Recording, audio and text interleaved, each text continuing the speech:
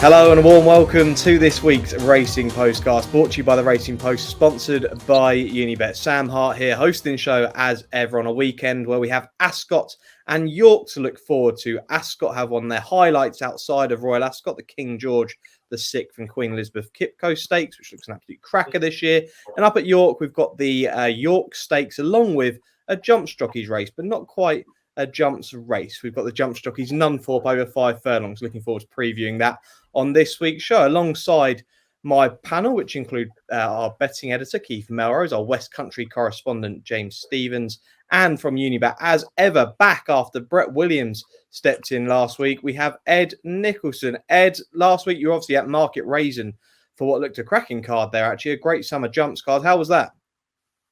Fantastic, Sam. It was their richest ever race day. My mum's from Market Raisin, so it's nice to go back. I've been going there for 45 odd years. So it was fantastic to see the place full, 9,000 people.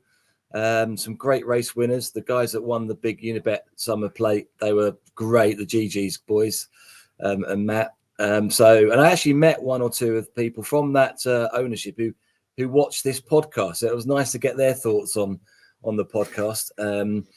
And they were very happy with their winner, as was Ollie Murphy. So, yeah, superb performance by jockey as well and horse. And it was really enjoyable, I must say. Enjoyed the day. Great stuff. And talking of jumps horses, we've got to mention, obviously, James, the sad passing of Istabrack. We've only found out a few hours before recording this podcast. I never obviously got to see Istabrack run, but I've seen many of the race replays and obviously all of his form and what he's won. It was a sad day at the age of 32, I believe.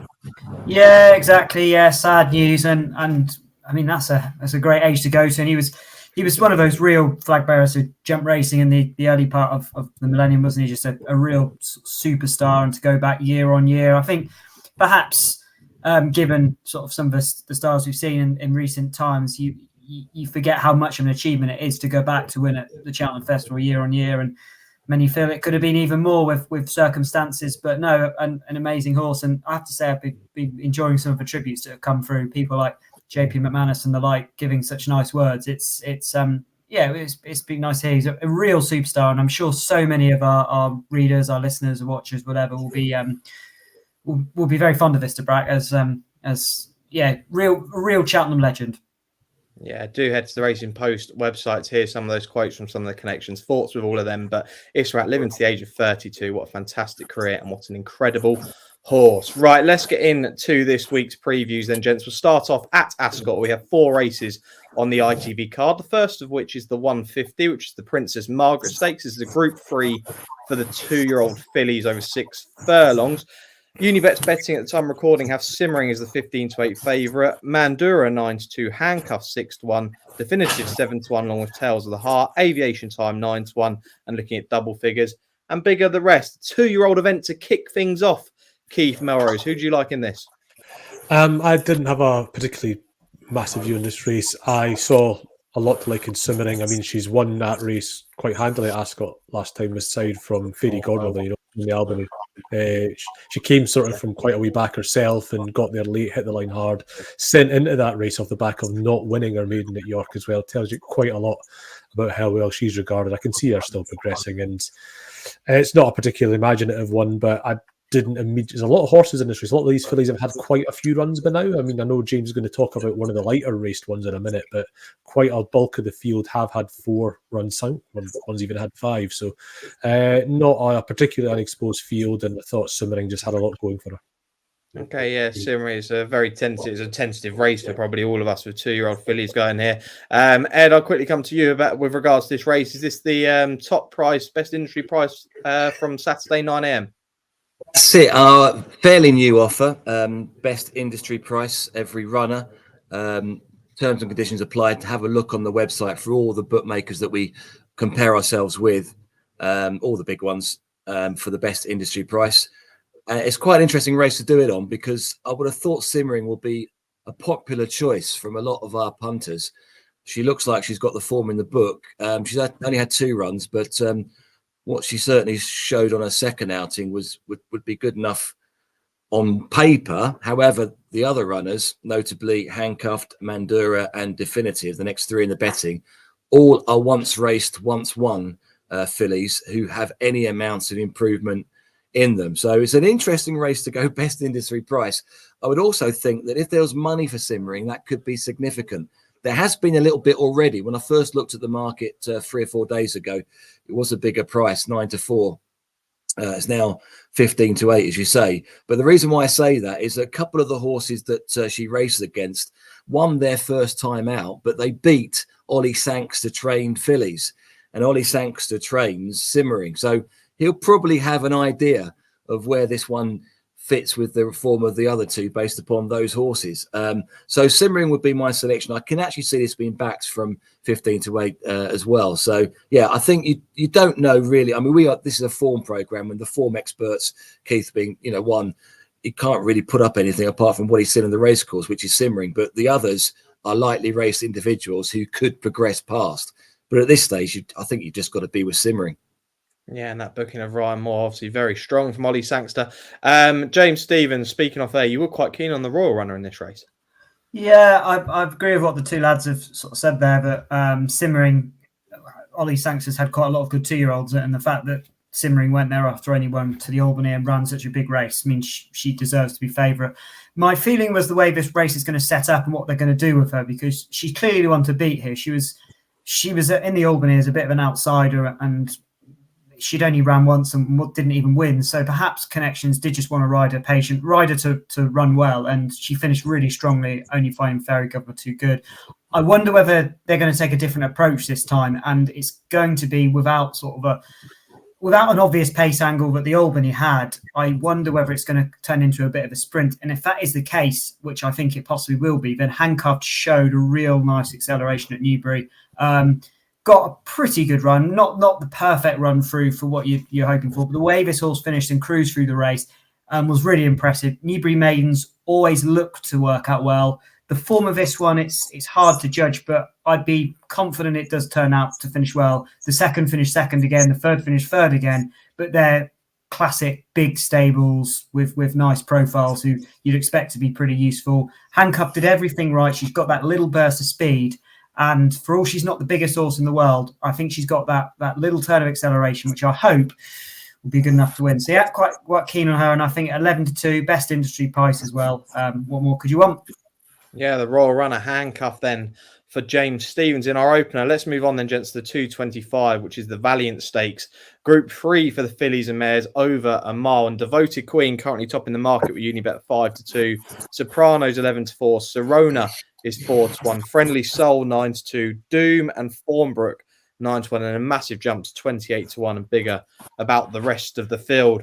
James, back to you here. Devoted Queen, unbeaten 3-year-old, 3 runs for Charlie Appleby. Charlie Appleby's in fine form at the moment, 42% strike rate. Just sent out an incredible winner at Sandown, Ruling Court, who's gone 10-1 for the 2,000 guineas with Unibet, which is now the anti-post favourite for that market. So it must have been really impressed from the bookmaker's point of view. And this horse here, really impressed in a listed filly stakes back in May. It was over 2 months ago. So we haven't seen this horse for quite a while, but has the potential to have some star quality in this field. Absolutely, and it's no surprise she looks good, given she's related to one ruler who was at one point a really exciting horse for Godolphin, and by Kingman. I love Kingman as a stallion, so those horses always catch the eye for me. It's not a race I particularly want to be getting involved in this. I think Devoted Queen is the one that might improve past them, but the angle here is Soprano. If Soprano repeats the Ascot form, she should be well enough to win here, but from my pocket and the experience and the war scars, she's not very reliable, and she can usually run well without winning. She's got that way of racing which allows herself to get a little bit unlucky. How it seemed to work out for him in Sandringham, but not some of the lesser sort of Group 2 races as a 2-year-old, I don't know. But sit out on the fence, but I would imagine Devoted Queen might improve past them. Okay, yeah, Devoted Queen, and again a tentative selection from James Stevens there. Looking at Soprano, obviously won that Sandringham and then went to Sandown and finished third there. But the return to Ascot, a lot of punters might be looking at that, thinking that could help. Keith, how did you analyse this race? It's another one where a slightly warmer selection than last time, and a horse that I did quite like the run at Royal Ascot. I was keen on Doom when she stepped up to a mile for the Duke of Cambridge, and she finished third in that race, beaten 4 lengths, so she needs to step up again. but she has room to do that. She was sort of caught out wide, and Rogue Millennium bumped her, I think, 3 times from the turn in, and then a couple of more times early in the straight. And yet she's still staying on at the finish. Can't say she lacked pace for the trip. She's got decent form back at 7 furlongs, so she's worth another go at a mile. This stiff mile is going to suit her. Hopefully, if her rattle doesn't get bumped this time, she'll get even closer and potentially run another career best. So I thought Doom, at getting on for double figure prices was a decent bet. Yeah, Doom, an excellent each way price here, especially when you've got dead 8 runners here, 3 places available currently. Ed, to you, then you're going to finish us off in the Valiant. Who did you like? Well, as I said before on the podcast, I always forgive a horse a bad race, especially a young horse, especially when there are reasons. So my eye was instantly drawn to Friendly Soul, who, don't forget, went off at 8-11 for the Musidora, which is often seen as a springboard for the classics, the longer distance classics, both over in the UK and Ireland and France. But came 7 for 7. I mean, that performance was too bad to be true. Hung right all the way, pulled as well. That combination is what you don't want in a grade 3 Musidora. They've been off the track for 73 days. I'm taking a chance they've found out what the issue was. They've come back in a much winnable race. It's a group 3, but it's over a mile, which I thought was interesting, dropping back down in trip. Because she, if memory serves me right, I haven't looked at the form here, but she won at Newmarket first time out and she went clear, I think, and they ran her for stamina over that mile. I think it's a mile. But last time she was ridden with a bit more patience. Mile 2 at Newmarket, sorry. So the fact they've come back to a mile is slightly worrying. Is a shorter trip, because you would have thought that given that's the distance she ran up as a 2-year-old, she'd need further, especially when she was running over 1 mile 2.5 and only a third outing. But yeah, she comes out the top rated horse, or joint top rated at 107. Mm-hmm. The horse she beat at Newmarket in the Pretty Polly, I think it must have been, was Kalpana, who recently won up at Hamilton, and is now rated 107 herself. And Friendly Soul destroyed her that day. I think Friendly Soul's worth another chance. Certainly, just give her one more chance to see whether that was a blemish. And I think it's a decent filly in the making. And around about 5-1, I thought was a fair price. Oh, yeah, Friendly Soul, was the real hype horse when going up to York for the Musidora, and who knows, that ability could still be there. And this drop back to a mile, we'll have to wait and see if that helps. But currently 9-2 with Unibet, a decent price there for the Gosden runner. Let's go to the 3 o'clock then, gents. This is the International Stakes, one of the big handicaps of the year, over 7 furlongs, which sees short price again carry the 1 in a handicap, 4-1 with Unibet. Orazio is 11-2. This also had so much support during the week. Billy Joe 7-1. Alto is 15-2. Fresh is 9-1. New Image is 10-1. 12-1 about Make Me a King and Northern Express, and bigger the rest in here. Ed, I'm going to come to you first. There's definitely going to be extra places, I'd imagine, in an international stakes. But I think it's good to start with the favourite, because the last time we were on the podcast together, we talked about Carry the 1 for the Bunbury Cup. It was about 7-2, and we were both saying how short this actually was and shouldn't be this short. Are we thinking the same again? Yeah, I think it's short enough at the prices. Seems to be one of these horses that the public kind of want to be on because the way he races. Michael Bell, Pat Dobbs riding. Was it Ryan Moore last time? I can't remember, but certainly wasn't Pat Dobbs. So be interesting to see whether the public support still comes. But we are offering extra places, but I was surprised that it was Ryan Moore. I was surprised that there are only 18 runners. I mean, it sounds odd that I'm saying that, but there can be much more in the international normally, and it's a big race worth 77,000. And you normally see the Ascot performers come up and try their luck. The going is good, so it's not that it's not too firm or too far. So I was looking for the likes of Pearl D'Or and the Ascot performers who were in the 5-day decks, but have not been declared, 5-day entry list, sorry, but not been declared. So my eye was instantly drawn to a horse in that very race, Sam, that we're talking about, Carry the 1, and it was the winner, Alto, who gets in here off a very, very nice mark. Because it's an early closing race, ran off 88 at Newmarket in the Bunbury Cup, but it's basically, as far as I can see, running off the old mark of 87 plus a £3 penalty. So it's running off 90. Won that Bunbury Cup by by 2 lengths going away, is a relatively lightly raced horse for a sprint handicapper. He's only had 12 runs, I think, and has been first, second, or third on 50% of those. I was interested, was running over a bit further when not with Ian Williams, but now with Ian Williams is stuck to this 7 furlong trip. I think he's a good bet. I really do. He's around about 8-10 to 1. As I say, it's just that on the handicap ratings and performances, he hasn't run at Ascot, which is my slight worry. I think Ascot is a very particular straight mile, straight 7 furlongs, straight 6 furlongs. And that was my slight concern, but we don't know because he's never run it. But that performance in the Bunbury Cup at Newmarket put him down as an improving young handicapper who's got a mark to run. There's no reason why he can't run another big race, especially towards the bottom end of the handicap. Okay, yeah, Alto, yeah, really good winner at Newmarket in July meeting, and Ed's going to be siding with this horse again. Keith, you go through this field, you look at like Zorazio, Fresh, Bless Him, Summergan, Ropey Guest, all of our big handicap favourites in races like this. Are you looking at those, or are you siding away with some of the younger horses? Well, I've looked. I mean, it's great. You get to know these horses. We talk about these jumpers that we get to know year on year, but I know these horses, some of them better than I know these 3 mile chasers. They've been standing dishes, and one of the great things about my job is I remember so shortly after Ascot having a long and nerdy conversation with Matt Gardner, the topic of which was, is Orazio a hound? And, you know, that's the sort of thing we can do. I mean, Orazio, the 7F or soft ground is, if he isn't a dog, it's going to be 7F or soft ground that does it for him. But I think with him in that field, and we talked about the favourite there, Carry the One, you know, very short again at 9-2. And if you've got him at that price, the only horse, you know, Ed talked at length about that Bunbury Cup. Summergan was in that race, and he didn't shake. Look, everything works out fairly. Carry the One beats him, but not by that much, and not by the extent that Carry the One should be 9-2 and Summergan 25s. Yeah. And we know how reliable Summergan is. We know he's got up to 7F this year, and after taking a run to get used to it, you know, he was 7th. He was down the field, sorry, in a race at Royal Ascot over 7, but he was on totally the wrong side. He was 2nd or 3rd in his group on that far side. He's go back to 6 and finished 3rd behind a really progressive sort at Thirsk, and then he's come out and finished 3rd in that Bunbury Cup, having got bumped and come through on that side too. He's very well handicapped by now.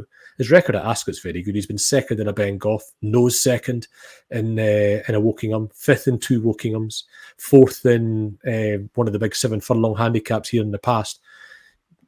Really good course records. And as Ed pointed out, actually, he talked about the small field. I'm banking that a little bit. Summergan's going to come from 8. If you had a full field of pushing 30 over 7F at Ascot, you'd often sort of err towards those higher drawn horses. But with 18 in the field, I can see it being one big group down the middle, which isn't going to affect those horses drawn a bit lower to the extent that it would have in another race. So I think at the prices, and actually the way my big bets this weekend, I'm going to be playing a lot of each way doubles and trebles on these enhanced extra place fields. And Summergan's going to be one of the main ones in that. I can see him easily finishing in the first 3 or 4. Good old Summergan. Yeah, Tom Arcan and I catching booking as well for Summergan, for sure. And I'm just checking to see Summergan's other entries, just seeing if he is in the Stewards Cup next week, and he's also in that. And who knows, it wouldn't surprise you if he did both. James, I'll quickly come to you for the final selection in the International Stakes. Big price Summergan at 25 to 1. Have you got one towards the top of the market or one towards the bottom? No, not particularly. And just to follow up on what Ed said there about this race, disappointing turnout was one of my main feelings looking at this. I remember the days of burning Rip-Off and horses like that, and Burnt Sugar, those sort of horses 4 or 5, 6 years ago. And this race had upwards of 27, almost 30 runners at that point. So it's a huge disappointment that they're well below 20. Orazio, as Keith discusses, is interesting. I would be on side of him. I think he would be I wouldn't be surprised if he gets backed into favourite because he was so eye-catching, and I think he would have a decent chance. But the main bet of the race for me is horse that hasn't been discussed yet, New Image Each Way for David O'Meara. The horse who's steadily improved through the ranks, was bought out of Ireland at the start of the year, having had a long time off. He's bred brilliantly, really well-bred horse, and just progressed from a low level, ran an absolute cracker at York last time. That form looks fairly good. He's going to need to improve again, but looks an improving type. And in a race where it looks fairly open and the marks of them look the handicapper looks to have got the marks right for number of them. This could be one that might have a bit more improvement, and that's what I like in this sort of race, a horse that could be a few more pounds ahead of the handicapper.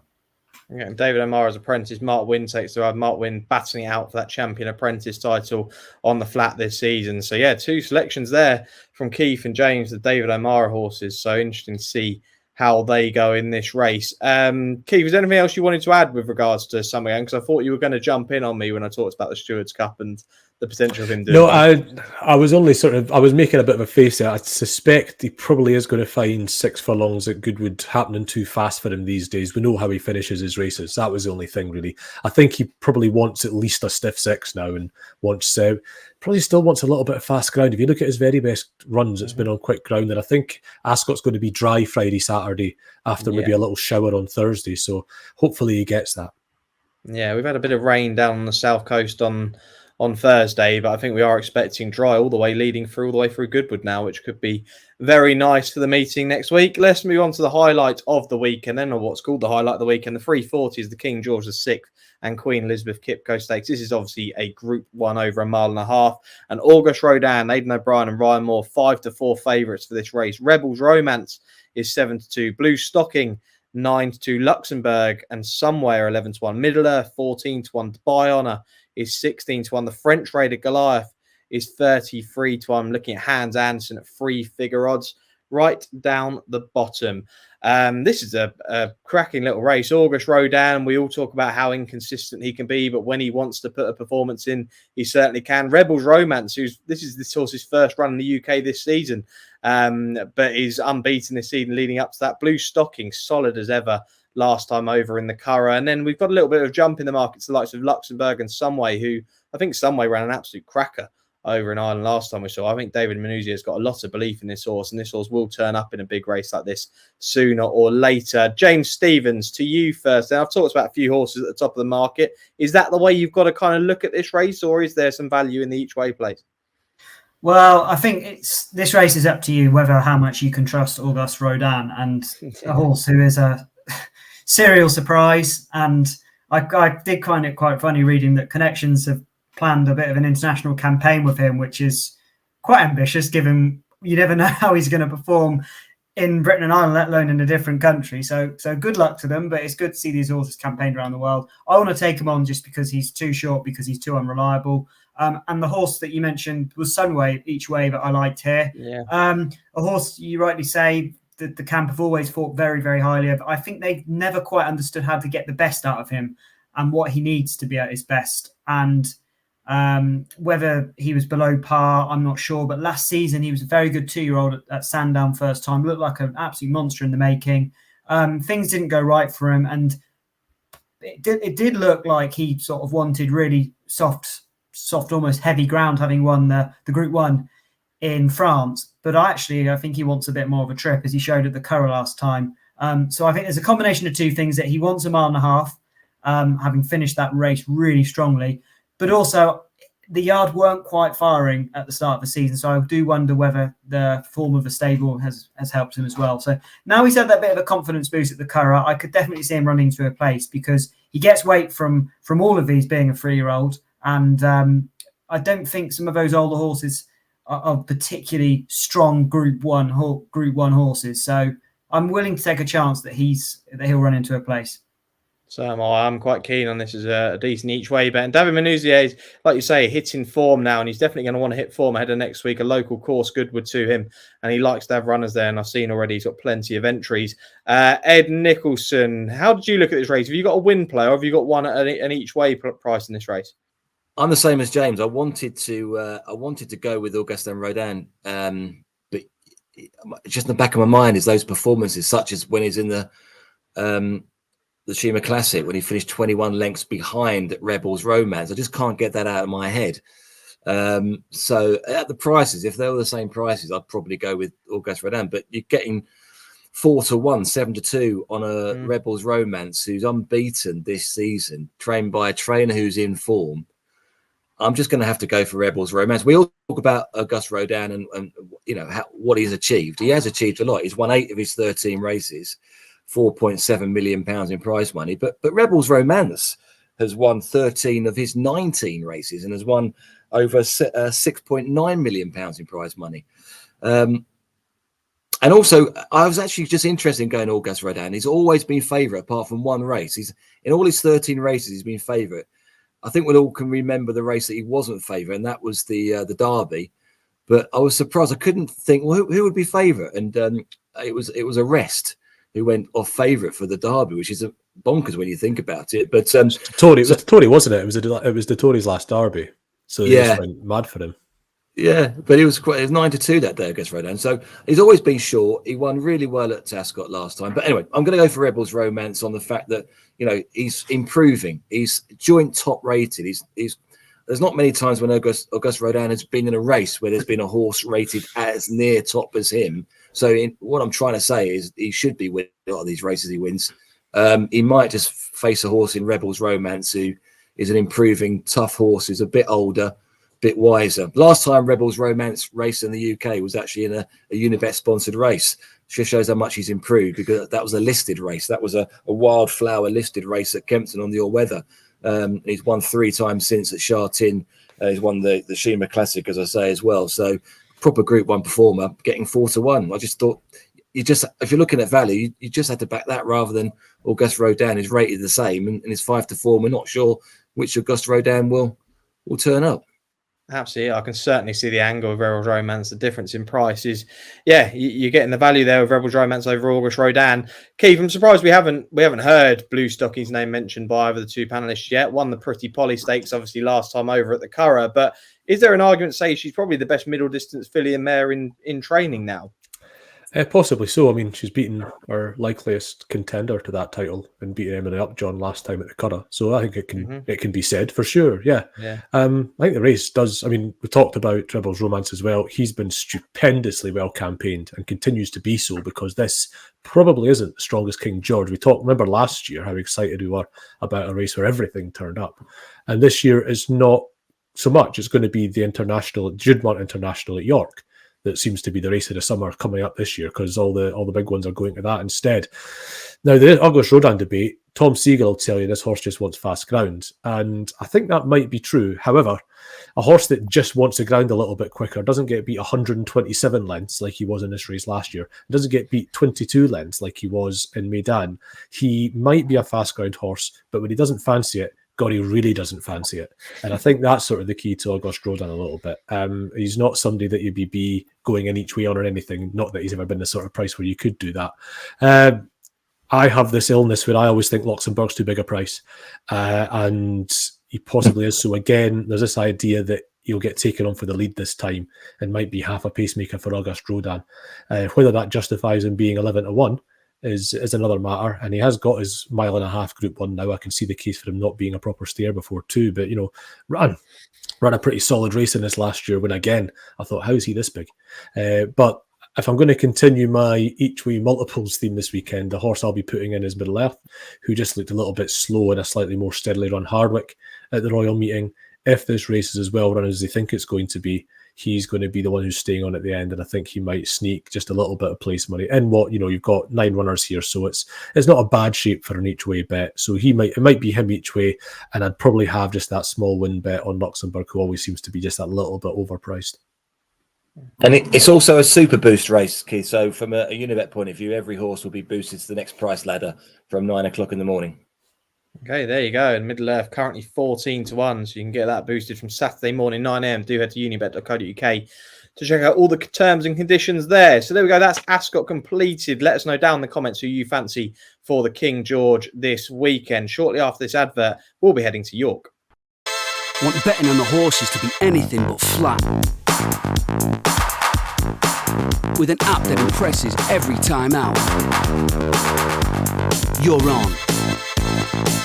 Want to watch live streaming of races in the UK, Ireland and around the globe? And get a chance to win even bigger with 3 Uniboosts every day on any horses you want. Unibet, you're on.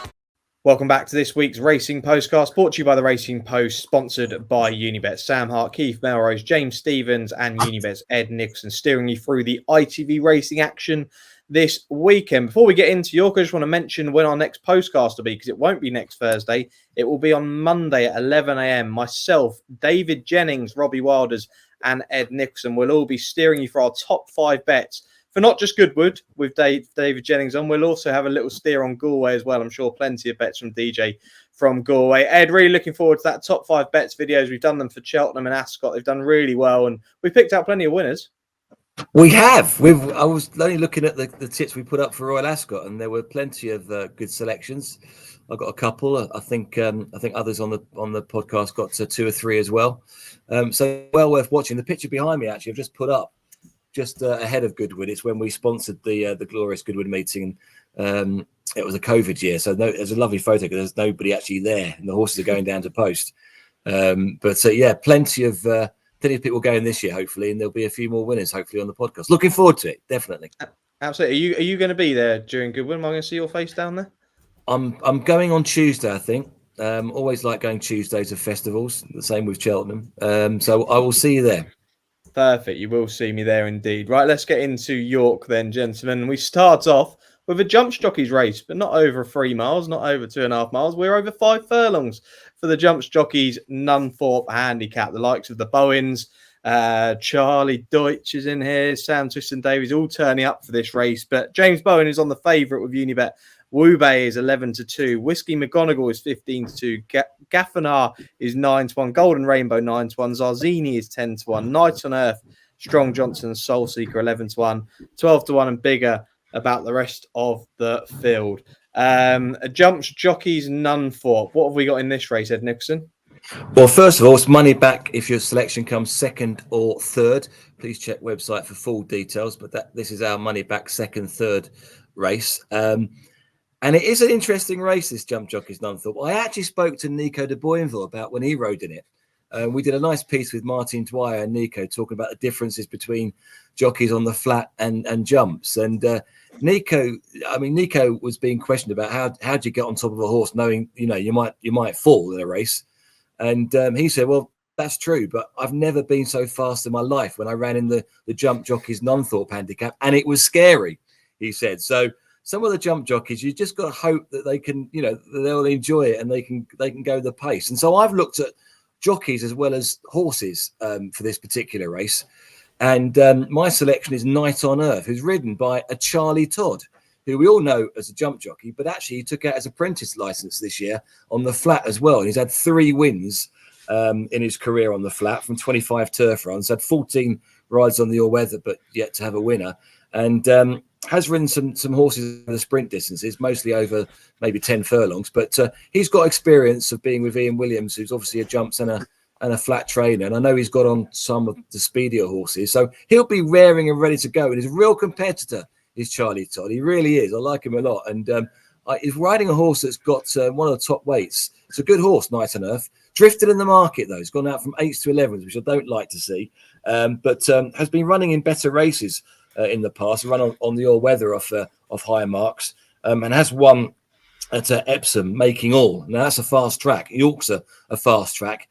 So hopefully this kind of track will suit. And Charlie Todd can hold on to him and win at double-figure odds. So 11-1 I thought was worth a try with a trainer who's in form as well. Ian Williams, hopefully it'll be a big day for him on Saturday because I've tipped up a couple of his horses. And Ian Williams has 6 winners in the last 14 days and 27 runners. So, yeah, big price, 11-1, but a jockey, I think he'll get on well over this 5 furlong trip. There we go. Okay, Night on Earth, 11-1 for the jumps jockeys Nunthorpe. Fred Nicholson. James Stevens to you here. Is this just teasing your way into the jumps, or is this not quite enough for you? Absolutely not. That's kind of the thing to say, but I'm getting excited by a 5 furlong. But yes, I mean, some people like this sort of thing with jump jockeys getting the chance to ride. I'm sure they will. Interesting enough race. It's my way of going about it has been a little bit different because I've wanted to watch back the last few years and try and work out how it seems to play out, because I had this theory in my head that they'd go really steady and it would be something that finish fast would win. But actually, it turns out quite the opposite. They just really get on with it. So horses that are ridden from the front or indeed prominent have a really good record in this, filling most of the place over the years and winning most of the races. So that led me to looking at sort of the front, where might the pace be and who's got experience. And I landed on Night on Earth as well. Ian Williams, who's got a good record when running in fast 5 furlong races. Ed mentioned he won at Epsom, but his record at the start of the season or earlier in the year in Class 4, Class 3 races is really good. And he's been upped in grade running in races like the Dash and running okay, nothing too special. But he's back down in grade now, and I do just wonder whether that might be a bit of a difference maker. Charlie Todd is one of the more experienced ones in the race, which is another perk. And I think the race will play out to suit on a mark, which is probably high enough, but hopefully the sort of unique nature of this race means he can run well at a double-figure price.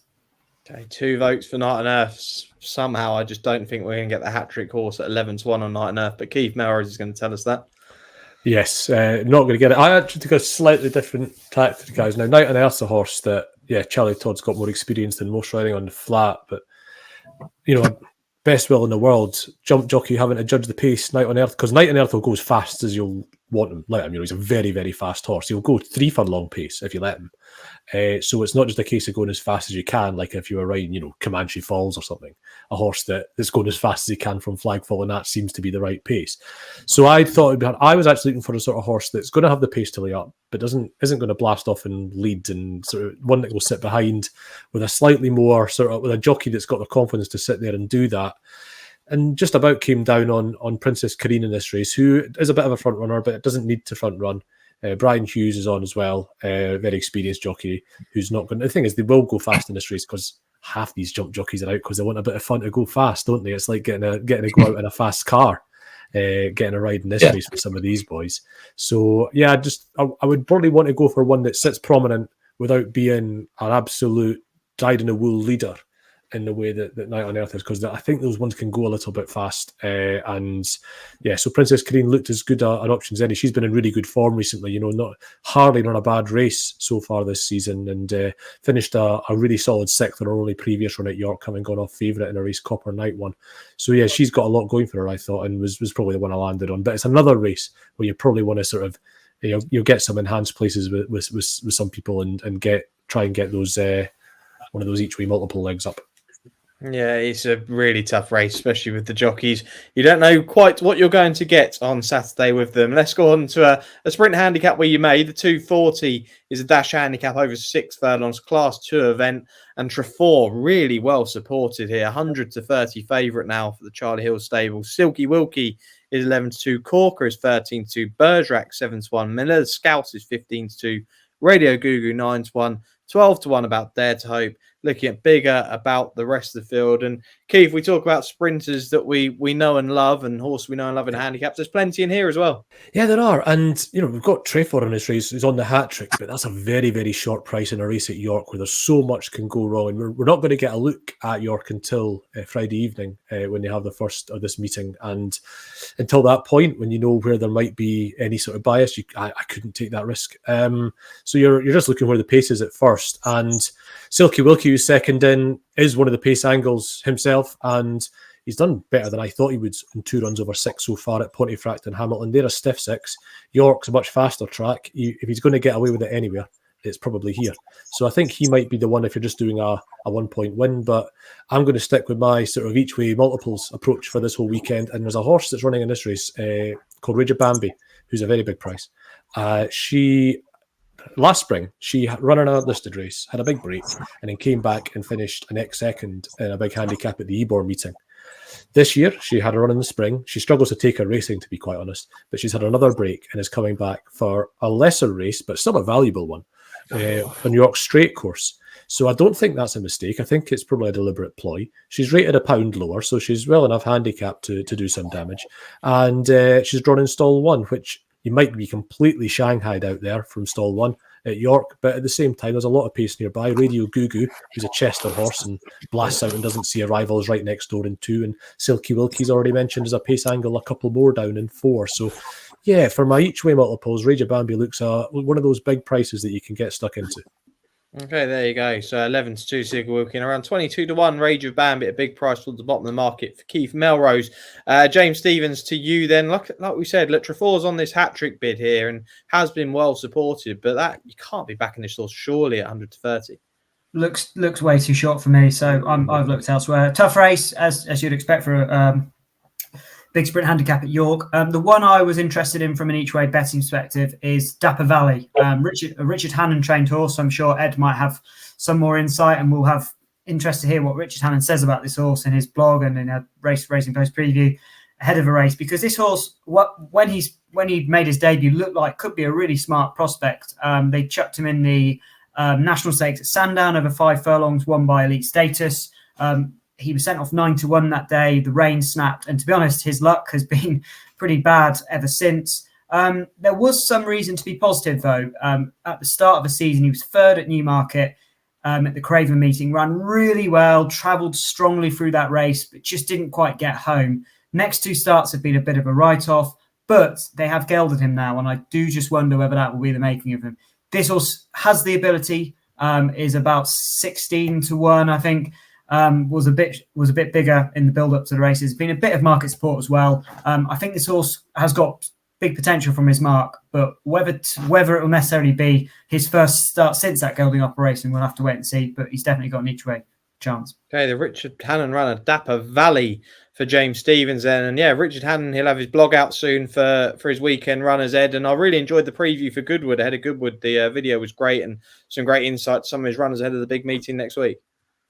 Yeah, we should mention that. We've got a proper stable tour with Richard Hannon ahead of what is his biggest week of the year at Glorious Goodwood. He or his dad have been champion trainer there umpteenth times. And it was really good going down there. I actually sat with Richard Senior, as we always do, after filming, and the hours just fly by because we're talking about stories about the old horses. I'm about the oldest there, so I remember them. The youngsters who I take to film, they're a bit like yourself, Sam, a bit young. They don't remember all these good horses like Lyric Fantasy and all these sorts. So we sit there and we just reminisce. And he even talks about Lester Piggott and before that. So sometimes I'm too young for him. But yeah, it's great if you do have a look at the feed and go to the social media channels. It's out there at the moment on Unibet Racing, at Unibet Racing. And we also done an interview with Timmy Murphy about Rosalien, which hasn't hit yet, but I interviewed Timmy just to talk about how his relationship with Rosalien. He looks after him, he rides him out, and obviously Timmy, more known for riding 4 Mile Chasers. But it was interesting talking about the difference between the two type of horses. But we'll do that on Monday. I think that will go up on the social media there. We haven't done the column for this weekend yet, so I can't tell you anything about Dapper Valley, but that'll be dropping around about 7 to 8 o'clock on Thursday when this podcast hopefully goes out for the first time. So if you're reading it after that, then please do go and have a look at the website and have a look at the blog. And in terms of this race, it is an extra place race, as you would expect. It's miles too difficult for me. I really was going. I normally like to find an angle and try to work that angle through.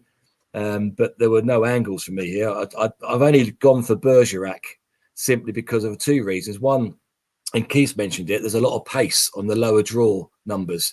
And I think Bergerac likes to run prominently. One last time out, won a good race last time out on the All Weather. Tends to run on the All Weather these days. Although he has got quite a good record at York, rather in and out. But he's won a couple of times at York and off this mark once in 2022. And also has come second here at York. So, of course, he can run well at. But also, going through his record, it was interesting, as a lot of these handicappers do. He's not the only horse that does this. But when they hit form, he tends to keep that form for a couple of runs. There's plenty of times when he's won back-to-backs or won and come second next time out or come second and then won. And he won last time out in what will probably be a similar type race in terms of it will be run quickly and he stayed on. So Bergerac at a fairly big odds with my selection, but it really is probably the least fancied of my selections I have today. Bergerac around about 8-1. Tentative selection in Bergerac for Ed Nicholson then. The final race we move on to then is the 3:15. It is the York Stakes over 1.25 miles. And currently looking at the betting for this 5 horse field, we've got Passenger as the 6-4 favourite. Alflaila last year's winner 9-4. King's Gambit is 3-1. Royal Rhyme 7-1. And Ancient Rome is 16-1. What a race this is.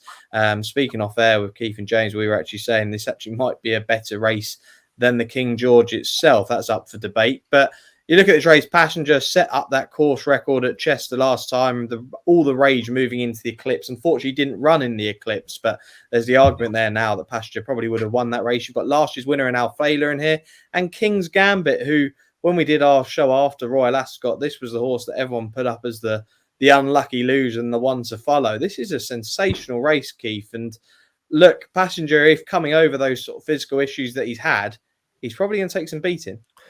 I expect so. I think we were being a little tongue-in-cheek when we said it was a better race than the King George, but I also mentioned that the Juddmonte International is the race this summer, isn't it? Where the King George was the race last summer, and that sort of reflected in this race. These horses, whoever wins this, is going to be in the Juddmonte International. So is probably the second and third. What I did say off here, and I don't think I was being tongue-in-cheek when I said this, on proper fast ground, Passenger might be the best horse around. Yeah, he's very, very good, isn't he? He got fast-tracked into that Derby, fast-tracked into the Dante when he probably should have won that race and wouldn't have broke the track record. And he did break the track record at Chester, beating Israr, who then dotted up at Royal Ascot. He's just got an awful lot going for him. If the ground's quick at York, which I think it's going to be, it's meant to be dry. I'm in Yorkshire, and I think it's meant to be dry around my way until Saturday now. He's just could take an awful lot of beating. And when I first looked at the card, the Racing Post card organises itself by price, first of all. I thought 7-4, surely not. It's better the year at that price, but very deep field behind him, considering there's only 5 runners. I still think if the ground's quick, he might be the sort of horse you'll think, how did he go off odds against, let alone 7-4? Yeah, I'm in complete agreement here. It's a cracking race, but Passenger could be the standout in the field. Ed, you obviously put up King's Gambit as the horse to follow out, at the end of Royal Ascot on the show that we did. And I think a few of our horses are due to run. Actually, the horse that I put up for that Fillies handicap, Roi, is due to run on Tuesday at Goodwood as well, which is exciting to see. But are you going to be with King's Gambit, or are you with Keith? And this is just such a deep field despite only being 5 runners. That is a question, because when I saw 6-1 available on Monday, I thought I've got to back that. And then I looked at the race a bit more, and I went right against it because the form of Passenger and Alflaila is better. Yes. And what you're doing is you're trying to work out how far King's Gambit can go up the ladder. Now, I said he's a Group 1 horse in the making. And I said he might not do it this year, but he'll be a Group 1 horse. I still stand by that. If he wins this, he will. If he runs well, he'll run in the international. I spoke to Harry Charlton last week at Chepstow, and my question was, does he run here and will he run in the international? And he said he's definitely running in the York Stakes as well, as long as he's fit and well, and we'll find out then whether he'll run in the international. So they think an awful lot about him. If you look at his form, he is improving race by race, isn't he? Won that handicap at Newbury, which we all talk about as being a group race, really, although it's a handicap of horses that are going to develop and be better throughout the season. And then his run at Royal Ascot was the takeaway for me. He was my number 1 selection for the meeting, and I was disappointed he was so far back. Yeah. But you just showed what a good horse he is by nearly getting up. However, he's now 7-2 because the runners have come down. And Charlton actually has got a really good record. His dad, Rogers, only had 3 runners in this race, 2 winners and a third. So he doesn't send anything to this race. Passenger, I love Passenger. I'm the same as Keith. He should have probably won the Dante last year. He disappointed in the Derby, put up a BHA performance rating of 93 and was well down the field, 12th, I think he came. And then he ran at Windsor. I was at Windsor that day, and I'm going to say this, 3-1. He won a Group 3 at 3-1. Yeah. That talking about Keith, we might look at 7-4 and think, how did he go off 7-4? How did he go off 3-1 for that race? Right. So then looking a bit more at the race, that last performance at Chester, when he broke the course record in the Huxley Stakes, that is his only really true amazing run. I mean, I know that sounds ridiculous because he did break the course record and he won well, but it's just one run. And on the ratings, Alflaila comes out the better horse. 118 against 117. And she's done it before. S Club are playing after racing at York. And I'm going to say, bring it all back. Bring it all back. Alflaila won it 12 months ago, and she can win. He can win it again. I thought that the 9-4 was a big price. So we've got one person here thinking 7-4 is big. I think 9-4. This horse has improved, and last run was not too bad a run, putting him right for a race at a track that he does really well at. So having gone from King's Gambit to Passenger, I'm going for Alflaila, and I think the 5-2, 9-4 is actually quite a good price. I actually would have this one favourite over Passenger, based upon the ratings and the fact that Passenger's only done it once. Alflaila's done it a few times. Would you change your mind, Ed, if I told you the S Club Support Act tomorrow was Iggy Pop? No, I'll be glad. I'll be disappointed I'm not going though. To be fair, that sounds an amazing combination. A bit like Jim Crowley on a Owen Burrows trained horse. In the last 5 weeks, we had Iggy Pop, S Club 7, Craig David, Shania Twain, and Banana Rama, I think, all mentioned. It'd be a hell of a music festival, wouldn't it? Right, so Alflaila, you've really thrown me off now. I like to talk to Keith because Keith, obviously, the betting editor. Am I mad in thinking Alflaila should be favoured? Because Passenger has to carry a £3 penalty. Well, so he's getting away from a horse he's rated higher than. Yeah, well, the BHA ratings, and I think on RPRs, Passenger still top. And I think RPRs and private ratings have that advantage over BHA ratings in that they can capture things a little less literally. Passenger is favourite partly for the same reasons he was 3-1 at Windsor.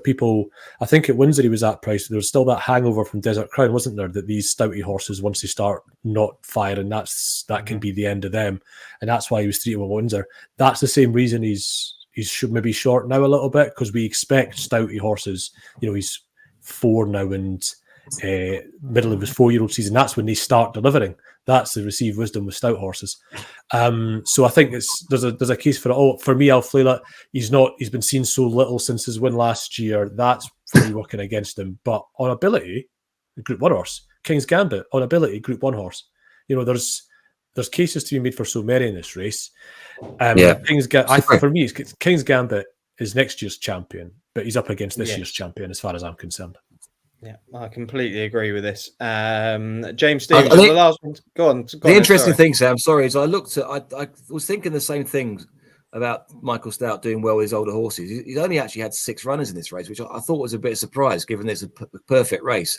He won the very first race on Best Alibi in 2006, but he hasn't won it since, and that was a negative for me because Yeah, what would he use generally? Like telescope and stuff? What would he have used? Can't remember. He usually goes to races like the Hardwick, doesn't he? He loves a Royal Ascot. He goes twice Hardwick over. George. Twice over ran this, didn't he? I think. That was Cecil, though, wasn't it? Oh, sorry, it was. Yeah, sorry. Yeah, it was. Well, look, we could talk about this race for ages, gents, and try and debate over these top 3 in the market. And James Stevens is the final one to give a selection. Who have you got? I mean, I think Passenger is the right favourite here, and I think it's a bit of a reach from Mr. Nicholson there. I don't think Alflaila should have been. I think there's a bit of star quality of Passenger, and I think the reason the price is gone is Keith works from a betting perspective. I work in the sort of news, and I think there's always a bit of a narrative that I have with these horses, and sort of the star quality of Passenger in the Derby sort of didn't quite happen, and I just wonder whether there's a little still that hangover and people think, he wasn't quite the superstar, so we'll let him go off his sort of price. I wonder whether there's that element to it, but probably a bit of a few. King's Gambit will be a Group 1 horse. Not convinced he's a Group 1 horse yet. Passenger, conditions look bang on for him. Nice bit of time since his race at Chester, which I thought was a very good performance, and I think he is a really strong contender. Final thing on this race, you started it off by saying this sort of deeper race in the King George. Well, if I was being completely honest with you, I don't understand why we need 2 very top class races over a mile 2 and a mile 4 on the same weekend. So it's a shame they're not all in one, really. But there you go. No, I can agree with that. I can certainly agree with that. So there we go. This is another one where get those comments down below of who you fancy in this race, because it would definitely be. You could even have a case for the other 2, but seems like the top 3 are the way to go in the York Stakes at 3:15 this weekend. Right. Short advert, and then we'll be getting any other bets and our best bets for the weekend. Get 50% off your first 3 months in the Racing Post Members Club. As a member, you get access to the digital newspaper exclusively available to members the night before. You'll get daily tips on the likes of Pricewise Tom Siegel, Robbie Wilders and Paul Keeley. Enjoy award-winning journalism from the industry's best writers and watch replays from all British and Irish racing now available within the Racing Post app. Subscribe today and get 50% off your first 3 months membership. Welcome back to the final part of this week's Racing Postcast, brought to you by the Racing Post, sponsored by Unibet. Sam Hart, James Stephens, Keith Melrose and Ed Nicholson now giving other selections for the weekend. Let's find out if the panel have got anything else this weekend. Keith Melrose usually has something for us. Yeah, I've got two at Chester. Just quickly, the 405 got a sprint here. I'm going to put my horse drawn wide at Chester, but I had a really good look through this race, and the pace in the 405 is with the high numbers. So anything that's drawn high can blast out, can get that rail, and not have to sacrifice too much ground. I like Matters Most form. We talked about Trefor. This horse has been a net by Trefor. At Windsor 2 or 3 starts back since then. He missed the break in the Holyrood at Royal Ascot. If he does that again, he's dead. So, but it's a risky take with all sprinters, really. And then after that, he finished third in pretty good race at Pontefract, quite a valuable race. And it was just too stiff. 6 furlongs on soft ground at Ponty. He's a bit stiff for him. This is more like it. Chester's much faster track, obviously. And as long as he can break and nothing on the inside really wants to go and make it, he can win this race. And then on a 520. I'll be interested in the prices on this one. There's a horse called Dickie Bird running in this race. He's got an inside draw. He's a front runner that's got an inside draw. 2 starts back here. He was a no second to Hyperfocus, who just blasted, got the rail, didn't see a rival. Thought Dickie Bird shaped fairly well. He came out the very next day, went off a shade of odds on, but he anticipated the start. He actually started too quickly, virtually banged his head in the stalls, missed the break as a result. From there, he all went wrong for him, finished 5th, put a line through that. He'd probably be about evens for this race or whatever if he ran off the back of his second to Hyperfocus. So I think he's one that you'd be looking out for at a bit of a price in the 520 at Chester. Okay, there you go. Chester double from Keith Melrose. 405 Matters Most, Rafe Beckett and Hector Crouch. He on that high from last weekend. And in the 520, Dickie Bird. Just one thing, Hector Crouch is going for 2 rides. Only one of them's for Beckett. That was the other thing about Matters Most. Wow. There we go. More of a case made. James Stephens, have you got anything else this weekend? Just to flag one thing before another tip. Pat Edry Stakes, really, really good race last year. Won by Rosalia, and it had Sunway in behind. A whole load of good horses. Have a look back at the form of that race. It's quite extraordinary. Really interesting race again this year. Not quite the same quantity of numbers, but there's a little bit of quality there. Chancellor for John and Faded Gossamer absolutely bolted up at Doncaster first time out. Looks to be an exciting horse. So that would probably be the one I'd like in the race, but just worth watching from a form perspective and to look at those 2-year-olds later in the season. One I was drawn to partially because I was at Richard Hannon's this week where he spoke about some of his 2-year-olds for Goodwood and sort of smart 2-year-olds he's got. And he raised a horse called R Terms, who doesn't run at Goodwood, actually runs in the first at Ascot, was a bit of an eye-catching 4th at Newmarket. On debut, runs in what looks a good maiden, but certainly a winnable maiden up against a full brother, half brother, to Batash. So that's going to be a bit of an interesting race. But our terms looks to have that bit of form, and he's put Ryan Moore, which is obviously a bit of a positive. So our terms in the 115 at Ascot would be my other fancy. Okay, there's a couple. I mean, looking at the race at Ascot, the Rosalian one last year, that is it's only a 5-runner field, but good quality 5-runner field. Interesting that Godolphin have got Al Qudra in that as well, which would suggest, even though Al Qudra's got an entry in the vintage, that Amori City will be the Godolphin runner in the vintage next week. Ed, is there anything else from you, or have we just got some offers to go through? Yeah, just a whole load of offers today. We've got a lot of extra place races. Don't forget the money back second or third is on that Jump Jockeys Nunthorpe at 205. And our new offer, the best industry price every runner, available from 9 a.m. on Saturday, is in the opening race at Ascot, the 150, which is the Princess Margaret Stakes. Okay, there we go. There are your offers. Do head to unibet.co.uk for all the terms and conditions with regards to those. Right, best bets time. Gents, what are the best bets for this weekend? We will start off with Keith Melrose this week. My own multiple is going to be all those each way ones I've been talking about through the show. But if you're doing your sort of treble among all hour or roll up amongst all hours, it's going to be Passenger in the 315 at York. Passenger in the York Stakes for Keith Melrose. I'm going to go with, it's a little bit boring, but I'm going to go with Devoted Queen and that Valiant Stakes at 225 at Ascot. I just think this horse will take another step forward from that run back in May. The unbeaten horse in the field, the 3-year-old in the field who could just be levels apart and be a top-class filly in the making. So Devoted Queen, I'll be taking a chance at 5-2, I think, against these exposed runners. Bar Friendly Soul, I think, should take some beating. Ed Nicholson for you? Yeah, I'm going for a horse who won last time out. It's Alto in the International Stakes at Ascot. That's 3:00. We're offering extra places on the race, and he's potentially still well handicapped. Just carries a £3 penalty really, and is rating off 90, the right end of the handicap. So Alto to hit the high notes once again. Okay, Alto in the International Stakes, Red Nicholson and James Stephens, you're to finish us off with the naps this week. Yeah, one we discussed first, Handcuffed in the Princess Margaret, the 150 at Ascot. Royal runner for James Stephens as his nap, and there they are on screen now. Do remember that these will be boosted by Unibet at the time of upload and podcast upload as well. So do go to unibet.co.uk to look out for the boosts there. Right, we're going to be back next week on Monday. Remember, 11 a.m. for our best bets for Goodwood and Galway. So do tune into that. But before then, as always, we'll quickly run through what's everyone up to this weekend. I'm going to throw another music act into the week this week because I'm going to Lingfield on Saturday evening for an evening card there where there's a Queen tribute playing after racing. So very looking forward to putting a Freddie Mercury mustache on for that one there. Ed, where are you? Racing, not racing? I'll keep the music theme going because I'm going to Bruce Springsteen on Saturday night. So I'm looking forward to that. I went to see him for the first time only last year. I thought he was amazing. So I quickly got tickets for next time he's in the UK. And I'm really looking forward to it. Bruce Springsteen for Ed Nixon. James Stephens, where are you? No, nothing is exciting. I'm getting towards the horrible age of 27 next month. So my mates are getting terrible. married. So. The youngest on the podcast. Yeah, I know, but I'm of that age where people are getting married, and so I've got a wedding on Saturday, which will be fun. And just gearing up for the absolutely monstrous week, which is Goodwood and Galway, with so much going on and so much big racing. So looking forward to that as well. Yeah, 7 days at Galway, 5 days at Goodwood. It's a hectic week, isn't it? Keith Melrose, you're the final one. Where are you this week?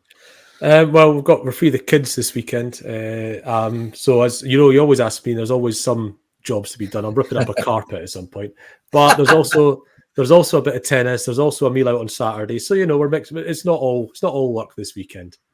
All right, I'm right in saying it's the Olympic opening ceremony actually tomorrow night, is it? And isn't it has already started. It has already started, but I think it's the official start is tomorrow night, from what I know. So.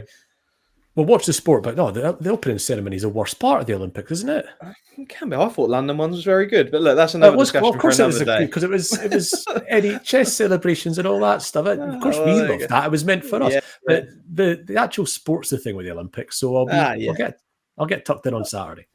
I'm thoroughly looking forward to it. Looking forward to the Olympics this year. Plenty of good sporting action taking place. As always, big thanks to the gentlemen, Keith Melrose, James Stephens, and Unibet's Ed Nixon. You'll catch me and Ed on Monday for the Goodwood and Galway preview. Do look out for that. But until then, like, comment, share, and subscribe. Gamble responsibly, and we'll see you again very soon.